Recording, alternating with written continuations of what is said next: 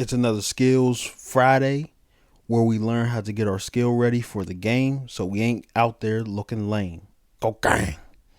Make sure you subscribe to the channel, like and comment to our content. We are here to help you turn from cheese to the macaroni and cheese, man.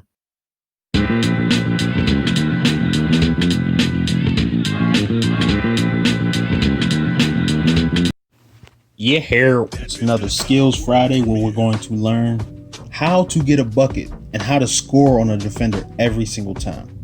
So the importance of being able to get a bucket one-on-one is isolation, or being able to get a bucket one-on-one is very important in basketball, because if you can't do that, you're basically a liability on your team and people are going to be calling you a poo putt, man.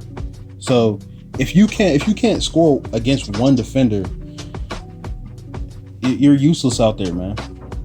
So you need to learn how to score, and that's why I'm making this video. I'm here to help you.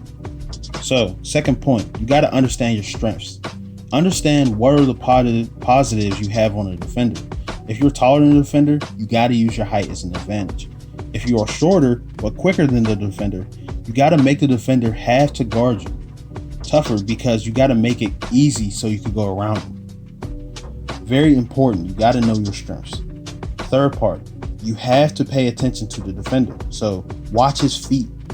Knows how his feet is aligned. If his feet are staggered and he has 1 foot back, he's trying to make sure that he gets back far enough so he can guard you. So if he's trying to make sure that he's back far enough so he could guard you going to the basket, take a couple hard dribbles forward and then step back and shoot it. Because once you see that he stepped back, he's trying to make sure that he gets farther back so you don't beat him to the basket.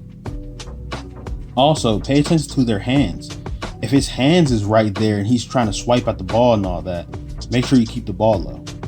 Also, pay attention to his body posture. If he's leaning one way, whereas let's say he's leaning to his left, which will be your right, he's anticipating that you're going right. So why don't you fake going right and then go left? It's a very simple game, but sometimes we make it very complicated. And the last point is we got to learn how to create space. So there's a couple ways you can create space, and that's using jab steps or using your body. These are very simple ways to create space. A lot of people see Kyrie Irving and Damian Lillard and they're like, oh wow, they're doing a lot of dribbling to create space.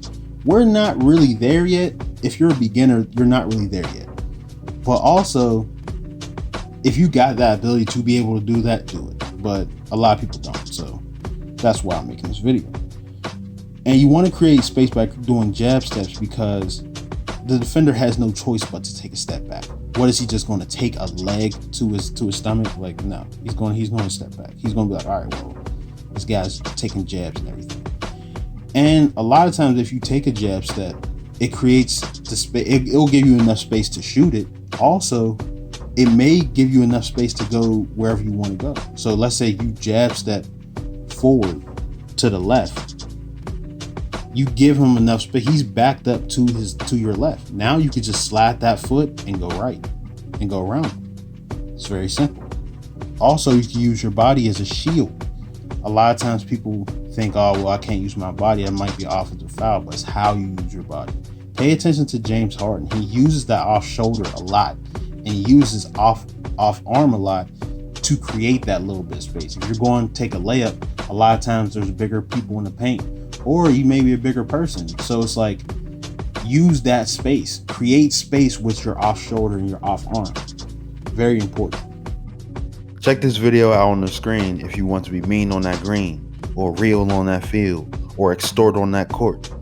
The No Baller Left Behind Act supports this video. You feel me?